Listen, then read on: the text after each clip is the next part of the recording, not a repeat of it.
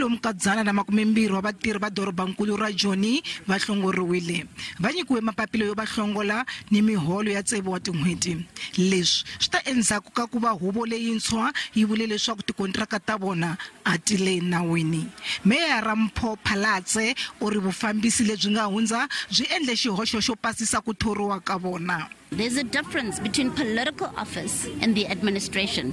Political office handles political work. So it's the office of the mayor, the offices of the MMCs, the offices of the Speaker of Council, the chairperson of chairpersons. They are political in nature. And yes, you may have people in those offices who are apolitical, but every administration has the right to interview people that they trust, that they can work with, who understand their mandate and what their vision is for Johannesburg.